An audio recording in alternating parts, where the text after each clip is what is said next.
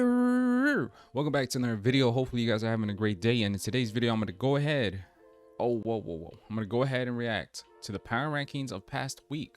So I really enjoyed doing the past week's power ranking video, so hopefully this one's just as fun, and we see some big jumps, some big dumps, and we'll see what. Pause. First off, worst team in the NBA according to Bleacher Report this week, or I guess overall really, is the Detroit Pistons. Wow, they're still 30th, and they beat the Celtics. Oh yeah, I remember that game. Scrape by, beat the Celtics, but that's about it. From what I would say, Jeremy Grant has been performing extremely well for the Pistons, but I don't want to say it's because well, who else is gonna perform great for the Pistons? You get me? I don't want to say it. Oh, whoops. I don't want to say it like that. I believe that Jeremy Grant is a great player regardless of what team he's in, but I just feel like the opportunity that he has in Detroit is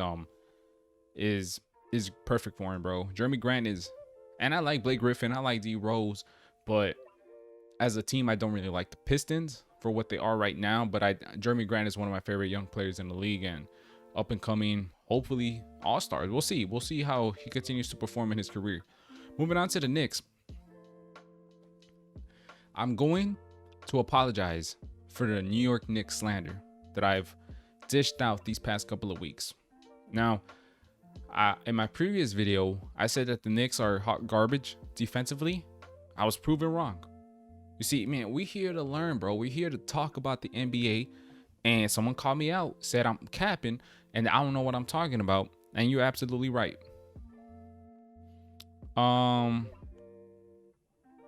3 out of 36. That comes out of 8% from the three-point line. The offense is 27th in the NBA, but for New York, a team with low expectations this season, has not been all bad news.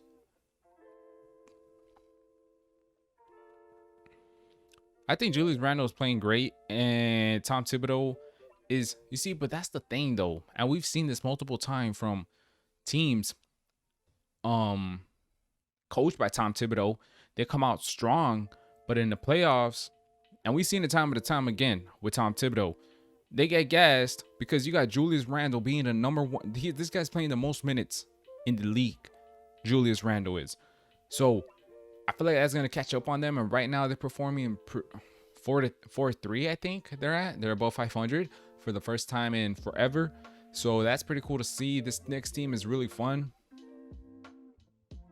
I'm not saying they're going to be elite with the other top 5, I guess, if you want to put in the Sixers teams in the East, but we're gonna go ahead and see if the Knicks are able to make that jump. I feel like they're gonna be in play-in contention. We'll see, man. Then we got the Grizzlies, who have been somewhat keeping afloat now that Ja Morant's been gone for a week and some, and 3 to 5 more weeks from today. So they don't have a lot of ball handling and playmaking, which I think they had to revert to using reserve. What's the word I'm trying to use? Well, you know what word I'm trying to use. Kyle Anderson at the point guard position being the main ball handler for the team, and yeah, Tyus Jones picked a great time to show improvement. He dropped 12 assists in a win over the Hornets. So Tyus Jones being another great guy. You know, when and we're gonna see this with the Celtics. I'm gonna get into that soon. But when you coming off the bench for a star that got injured, you need to step up, and Tyus Jones has been that. Wow. And the Wizards definitely. Now, here's the thing about the Wizards. There's teams, you know, you could say you have excuses for, right? Like Ja Morant's out for the Grizzlies. The Knicks started off slow, but they're finding their rhythm. The Pistons, Blake Griffin has been kind of out for a couple of games, and arguably they don't have that much of an offense to them. Then you run into a team like the Wizards, who have Russell Westbrook putting up triple doubles, Bradley Beal being as good as ever, and a bunch of guys that could score, right? But when you look at a Wizards game, it's like they're playing a pickleball. You know what I'm saying? Like, they're not really out here trying to play defense. No player on that team, aside maybe Thomas Bryant, is looking to play defense, and that's I hope they touch on that in this article. Here's a big issue. Washington has to get Davis Bertans going from 3. Definitely. And it's kind of hard to get him going when you was not playing him the amount of minutes you should be paying you should be playing someone that's getting paid 20 mil. That's my problem with Davis. And the wins against Minnesota and Brooklyn might quiet the calls for Scott Brooks to lose his job, but it seems to get warmer with every loss, definitely. Because at the end of the day, who are you really putting the blame on? The players are out there executing for about 46 minutes. I'm kidding. I don't know how long, but it's not like the team is playing garbage. They're just not winning. And I feel like that's what's frustrating for a Wizards fan and a Wizards team. So hopefully Scott Brooks figures it out. And next up, we got the Minnesota Timberwolves. I completely forgot the Wolves existed. D'Lo has been struggling off the gate this season. And Malik Beasley has definitely been... D'Angelo has not helped the Wolves cause this year. They have a net rating of minus 28.8 when he's on the court. You see, I'm telling y'all how it is. Bleacher Report giving y'all the statistics, the plus minus. There you go. That's backing me up. Because I know from the box scores, from the games, from what I've seen from D'Lo, he's just not adding much to the Wolves. And I know it's kind of hard when you're missing your all-star player alongside you. But you got to learn how to make your team better if you want to compete. Because Cat ain't always finna be there. D'Lo ain't always finna be there. The one guy that has stepped up consistently has been Malik Beasley. And I know what kind of meme that is Malik Beasley's team. But since Cat has been out, and these first couple of weeks, the only consistent player that we've seen on both sides of the court has been Malik Beasley for the Timberwolves. And hopefully they get Cat back, and he plays his heart out, man. Because damn it, Cat. I hope he has a great season. Cleveland Cavs, what? Okay, whoa. Okay, yeah, they went 1-2 this week. I understand, but I don't. 25th? They got at least a little bit better than the week that they went 3-0, if that makes any sense to you guys. But Colin Sexton has still been torching it up. Darius Garland has kind of regressed from the first week, but it's all right. He's still getting his numbers up assist wise. Andre Drummond's been amazing. Shout out to Andre Drummond. Double and do y'all think he's gonna be DPOY contention?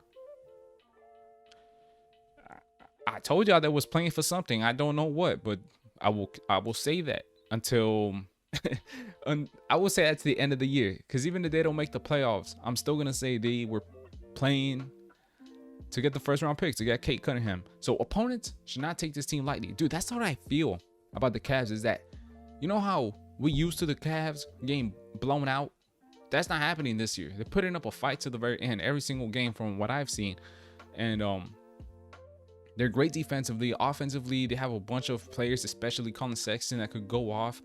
And the way that the team is just running up and down the floor, the way Andre Drummond fits on this team, the way that outlets are being created, it's a beautiful thing to see. And it's actually fun to see, regardless if it results in a loss. OKC stays at 24. No one should be going into the season like Lou Dort would be shooting 44%, but alas, here we are. Al Horford is proving he still has something less than a tank, averaging 10.8 points and shooting 38 from the field. 7.5 boards? Sheesh. Overall, the team is struggling offensively, as one would suggest. It's the league's worst offensive rating and averaging 7. They just can't. Yeah,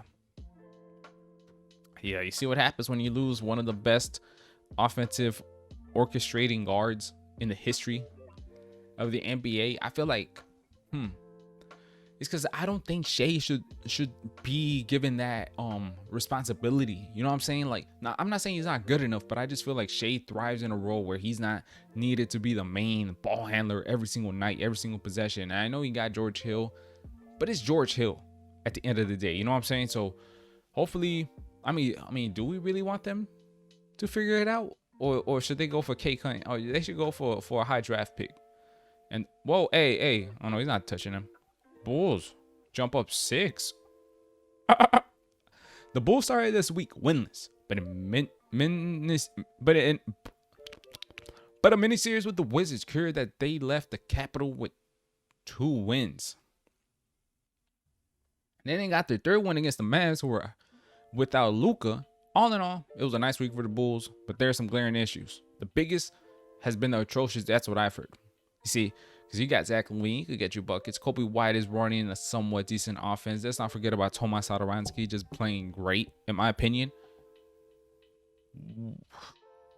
They just can't get stops. And I'm surprised, because if I wouldn't have read this. Oh, no, never mind. So then that means they are the worst defensive team, right? With guys like Zach LaVine, Kobe, and Otto, the team feels like it should be scored more in transition. They average just 9.6 fast break points in height. And lastly, their normal starting lineup of LaVine, White, Markkanen, Wendell, and Patty Wills enter Sunday with a minus -21. It is extremely hard to win games when the starting unit puts the team in a big hole to begin each night. That line, if I'm a Bulls fan, makes me want to cry. Because it's saying, how do you expect to win when your 5 best players as a unit always starts you guys off in the mud? That hurts. That hurts, man. That's who wrote that, man? That's really disrespectful, man. Golden State jump up. Wait, yeah, they jump up 1. Curry has been outstanding this week. Shout out to Stephen Curry for coming out here proving some haters wrong and just playing great. Shout out to Lou Will, who says that Andrew Wiggins is balling. I think getting 15, 16, and 21 in the past 3 games, and possibly I don't know how many games they played this week, but apparently to him he's balling. Kelly Oubre is still in the slump. Don't forget about that. Do not forget about that. James Wiseman alongside Draymond. Hey, that looked really sick, man. That was really fun to see. Hopefully we continue to see that. Both of them stay healthy, and we'll see the Warriors make a nice run, dude. I really want the Warriors to have success this season. Definitely. Shout out to Charlotte Hornets jumping up 6. Yikes. The Hornets begin the week with a dominant win over the Mavs. They got good production out of Gordon Hayward and Terry Rozier to start the season. Even though Devontae Graham has not shot the ball well, leading the team in assists with 7. As a team, the Hornets lead the NBA in assists. Dude, that's cool. Honestly, that's one of my favorite things in the NBA. And I really love a team that's the highest assist team in the league. The Spurs were that a couple of years, so I guess that's why I enjoy it. But I'm surprised that the Hornets are that team. That's pretty cool. But it makes sense when you have guys like LaMelo, Terry Rozier, Gordon Hayward, Devontae Graham, just a bunch of guys that are great playmakers on the team at the same time. It just makes it really easy. You know, I hope they bring up transition, but I'm pretty sure they should have a nice points in transition average. That's beautiful, man. San Antonio Spurs drop 1. The Spurs are riding a 4-game losing streak after starting the season 2-0. DeMar DeRozan is carrying them offensively, leading the team in the scoring and assists, but at the same time, he's hurting them defensively. Yeah, we suck defensively for no reason. They continue to play at a faster pace, but they're not able to get stops. It will be a moot point. Here's the problem. We played the Lakers, bro. Chill out, man. Offensive and defensive aside, the Spurs are the winner of the coolest thing to happen in the NBA this week. Nah, that's not cool. I understand what they're saying, but Becky Hammon, I hate the way they said it too. The first female to direct a basketball team. I am so bothered by that. I don't know if it was the Spurs organization that said it like that. The NBA wrote it like that, but she coached.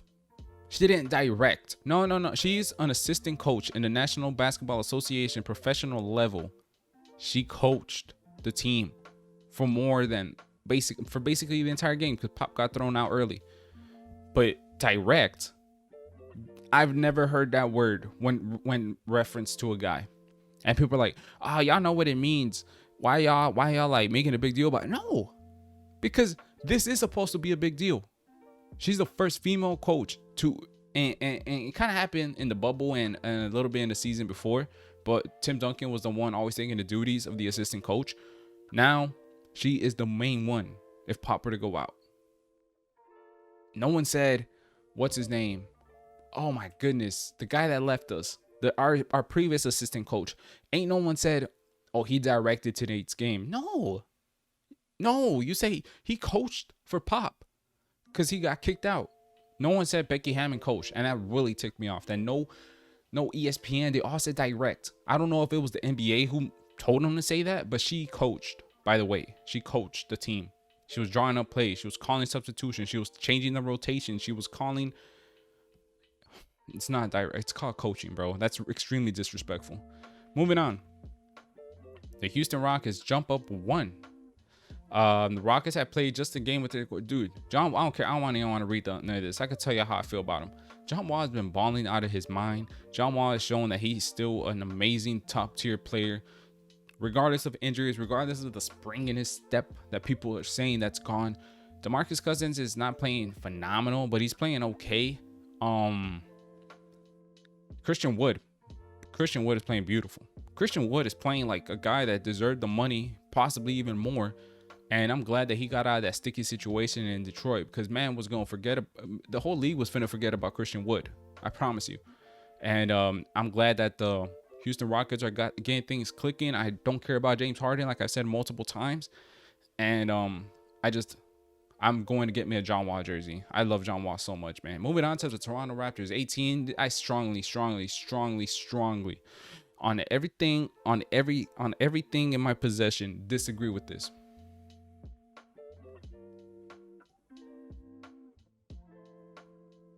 What pisses me off, right, is that they take in all these little things in consideration to make all these little standings, right?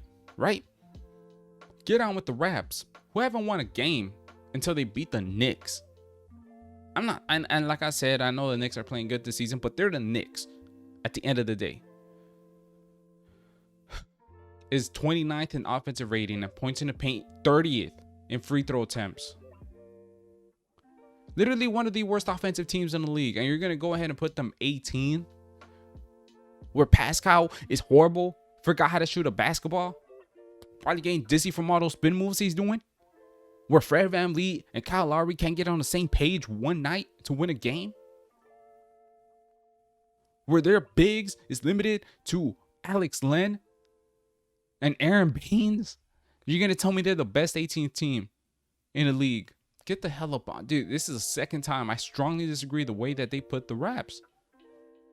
The Mavs dropped down 5. So they have a more dramatic drop than the Raptors, who haven't done nothing this season.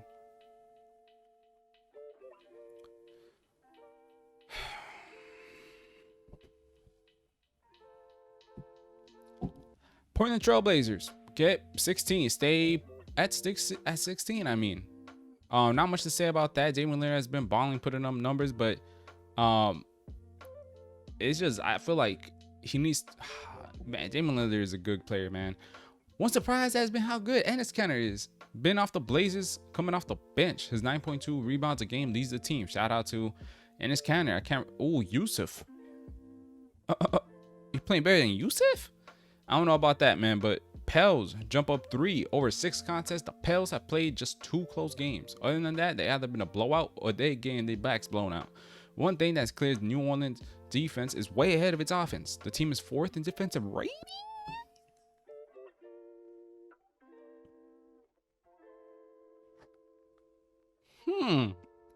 I did not know the Pelicans are that good of a defensive team. I know you added the addition of a Steven Adams. Zion Williamson always there to contest some shots. B.I. using his length. Alonzo's a great defender. Losing Drew Holiday. Wow, then who's there? Wow, I didn't know the Pels were that good defensively. Thank you. What? The Kings. Oh my goodness. The Kings are 14, cool, because they still managed to perform somewhat well, but then you got the Marvin Bagley hasn't really been stepping up. Raquan Holmes has stepped up definitely, and that's why Marvin Bagley's dad is over here crying about it on Twitter, because another man is playing better than his son. If you're gonna cry about your son not getting minutes, tell your son to train harder, to play better, to run the floor better, to be a better basketball player than those ahead of him. You can't just try to opt him out. And you saying that this ain't a situation fit for Marvin Bagley? Bruv, This team needs a Marvin Bagley. But Marvin Bagley ain't being who Marvin Bagley should be. That's the problem. That's the problem. That's the at the end. Look, Sacramento should probably play faster. It ranks 17th in pace, but with a turbocharged De'Aaron Fox, the Kings should be flying up the court. Looking to increase the pace will raise the team ceiling definitely. Marvin Bagley is an insanely quick big for his size. Look at him run. Yet you're still not able to excel on the fast break. Now, is it Luke Walton's fault? Who knows? Maybe it is. I ain't watching enough Kings game to see that. But if you're going to be crying about minutes, just play harder in a team that's literally built for you, man. Seriously. Orlando Magic. I heard Markelle struggled this week. The Magic got blown out by the Sixers and then lost to the Thunder while scoring only 17 fourth quarter points. You can't win basketball games when you can 17 points. They were not able to crack triple digits in either game. Orlando's the worst three-point shooting team in the NBA, averaging just 9 makes a game. Of their rotation players, only 2, and Ross and Vooch, are shooting above 35% from long range. That is sad. Atlanta Hawks jump up 1. Coco. It has not been an all Trae Young or the developmental of DeAndre Hunter, Kevin Huerter, and Cam Reddish have been crucial to the Hawks' run, definitely. And honestly, I'd say I wouldn't say John Collins. He hasn't really made that step, but the issues for the Hawks is lack of health. Oh, I was gonna say lack of depth. You off the perky, definitely lack of health. Yeah, Danilo come back for about 4 minutes. He gets hurt. Rajon Rondo, I think he got hurt because he only played like 1 game. Has he even played? I'm not even sure. And Clint Capella. Chris Dunn, who has not even made his season debut. You know what I'm saying? Like, it's kind of those teams that if everyone stays healthy, which hopefully they do, and they get stuff figured out, I see them definitely making the playoffs, possibly making a second round or something, man. I'm just saying. Offensively, defensively, they kind of got it all. They're a really well-balanced team. And when you have a guy that could get you buckets like Trae Young, it just makes the whole side of winning much easier. Moving on to the Denver Nuggets. The Nuggets appear to fallen. It's period in free fall going into Sunday's game. Dude, the Nuggets are struggling. I don't care what anyone says. They're putting up great numbers behind Jamal, Jokic, and stuff, but as a team, the team ain't really connecting, and MPJ hasn't really stepped up himself. So, yeah. Indiana Pacers. Sabonis. Literally, it's a bonus. TJ Warren's been injured, and that's about it. Sabonis has been literally the only player that's been playing great for this team. VO has struggled as well. Oh, okay. VO struggled going 3-16 as well. So, I'm trying to wrap it up now. Cause I realize it's kind of a long video, but what do you expect from Power Rankings where I get to dissect every team and stuff? Jazz with 8 points. This is Mike Collins everyone's expecting this season. Definitely, Mike Collins has been balling. Donovan Mitchell has been somewhat iffy. And the blowout win over the Spurs was a great way to start a 7-game, 11-day road trip. This should serve as an early season test to see how they stack up with the rest of the league. Definitely. I feel like, wow. Miami Heat. Jump down 4. Jimmy Butler struggle. They got the doors blown off in the first game, losing by 47 points. They rebound in the second game, but a comeback from behind victory spurred by 26 points off the bench from Goran. They began to look like themselves in that win until their game against the Mavs. Even with Butler back against the Mavs, they could not contain Luka, who was able to constantly get it to the lane and create offense. The number to watch for the Heat is the turnovers. They're 19.8 in the league. Teams are capitalizing on these miscues to the tune of 22 points per game. So they're giving up 22 points per game just on turnover. 22 points a game just by turnovers. That's insane. Suns, amazing, beautiful, glad that it's clicking. Literally have nothing to say.